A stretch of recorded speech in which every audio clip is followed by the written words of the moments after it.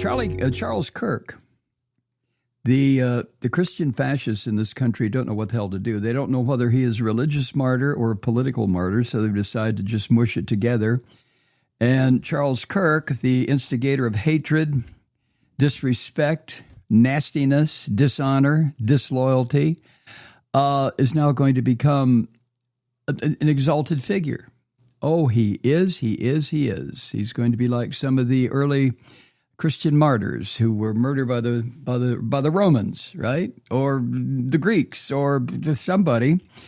But anyway, Charles Kirk's place in the religious political firmament is now absolutely solidified. And I think later on this week, there's going to be a huge memorial rally in Phoenix, Arizona, in the stadium where the sports teams play, in honor of this miserable son of a bitch who tried to destroy the country by being just, oh, so sweet. I go debate with college students. I just know what I'm doing. Yes, he did, didn't he?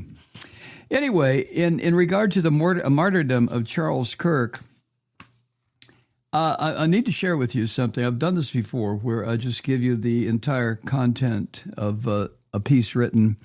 In this situation is Chris Hedges again, with whom I've shared a stage a couple of times. Some of his points of view are a little bit too powerful for me, you might say, but other points of view from Chris Hedges are absolutely spot on, which I think this one is. And his piece is called The Martyrdom of Charlie Kirk, and it appears at consortiumnews.com, or I think that's the best place to find it. So here we go from Chris Hedges. The assassination of Charlie Kirk presages a new deadly stage in the disintegration of a fractious and highly polarized United States. While toxic rhetoric and threats are lobbed across cultural divides like hand grenades, sometimes spilling over into actual violence, including the murder of Minnesota House of Representatives Speaker Emerita Melissa Hortman and her husband, and the 2 assassination attempts against Donald Trump, Kirk's killing is a harbinger of full-scale social disintegration. His murder has given the movement he represented, grounded in Christian nationalism, a martyr. Martyrs are the lifeblood of violent movements. Any flinching over the use of violence, any talk of compassion or understanding, any effort to mediate or discuss is a betrayal of the martyr and the cause the martyr died defending. Martyrs sacralize violence. They are used to turn the moral order upside down. Depravity becomes morality. Atrocities become heroism. Crime becomes justice. Hate becomes virtue. Greed and nepotism become civic virtues. Murder becomes good. War is the final aesthetic. This is what is coming. Conservative political strategist Steve Bannon on his show War Room said, quote, "We have to have steely resolve. Charlie Kirk is a casualty of war. We are at war in this country. We are. If they won't leave us in peace, then our choice is to fight or die." End quote. Matt Walsh, a commentator and author, wrote this on X, quote, "The entire right has to band together. Enough of this infighting bullshit. We are up against demonic forces from the pit of hell. Put the personal squabbles aside. Now's not the time. This is existential. A fight for our own existence and the existence of our country." End quote. Republican Congressman Clay Higgins wrote that he will use, quote, "congressional authority and every influence with big tech platforms to mandate immediate ban for life of every post or commenter that belittled the assassination of Charlie Kirk. End quote. Higgins further states, quote, I'm also going after their business licenses and permitting. Their businesses will be blacklisted aggressively. They should be kicked from every school, and their driver's licenses should be revoked. I'm basically going to cancel with extreme prejudice these evil, sick animals who celebrated Charlie Kirk's assassination. End quote. Palantir co-founder Joe Lonsdale capitalized on Kirk's death to advocate for a takedown of the, quote, red-green alliance of communists and Islamists, who he claims have united to destroy Western civilization. Lonsdale proposes an app where citizens can upload pictures of crime and homelessness in exchange for what he calls property tax rebates. Far-right comedian Sam Hyde, who has nearly 500,000 followers on X, wrote in response to Trump's announcement of Kirk's death that it is, quote, time to do your fucking job and seize power. If you want to be more than a footnote in the American collapse section of future history books, it's now or never. End quote. In his tweet, he tags members of the administration and private military contractors. Conservative actor James Woods warned, quote, dear leftists, we can have a conversation or a civil war. One more shot from your side, and you will not get this choice again. End quote. His tweet was reposted by almost 20,000 people, received almost 5 million views, and over 96,000 likes. These are a sample of a slew of vitriolic sentiment shared and cheered on by tens of millions of Americans. The dispossession of the working class, 30 million who have been laid off because of deindustrialization, has engendered rage, despair, dislocation, alienation, and fostered magical thinking. It has fed conspiracy theories, a lust for vengeance, and a celebration of violence as a purgative for social and cultural decay. Christian fascists, like Kirk and Trump, have astutely preyed on this despair. They stoked the embers. Kirk's killing will set it alight. Dissidents, artists, gays, intellectuals, the poor, the vulnerable, people of color, those who are undocumented or who do not immediately repeat the cant of a perverted Christian nationalism will be condemned as human contaminants to be excised from the body politic.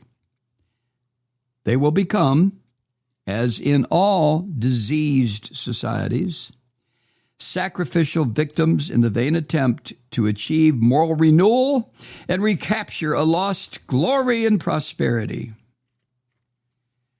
The cannibalization of society, a futile attempt to recreate a mythical America, will accelerate this disintegration, the intoxication of violence, many of those reacting to Kirk's killing seeming giddy about a looming bloodbath. That will feed on itself like a firestorm. The martyr is vital to the crusade. In this case, ridding America of those Trump calls the, quote, radical left, end quote. Martyrs are memorialized in ceremonies and acts of remembrance to remind followers of the righteousness of the cause and the perfidy of those who are blamed for the martyr's death. This is what Trump did when he called Kirk, quote, a martyr for truth and freedom, in a video message on September 10th. when he awarded Kirk the Presidential Medal of Freedom and ordered flags to be flown at half-staff until Sunday. It is why Kirk's casket will be flown back to Phoenix, Arizona on Air Force Two. Kirk was the poster child for our emergent Christian fascism. He peddled the great replacement theory, which claims liberals or globalists allow immigrants of color into the country in order to replace whites, distorting immigration trends into conspiracy. He was Islamophobic, tweeting, quote, "Islam is the sword the left is using to slit the throat of America," end quote. And he said that Islam is, quote, "not compatible with Western civilization," end quote. When children's YouTuber Ms. Rachel said, quote, "Jesus said to love God and to love your neighbor as yourself," end quote. Kirk retorted that, quote, "Satan has quoted scripture plenty." And he added, "By the way, Miss Rachel, you might want to crack open the Bible of yours.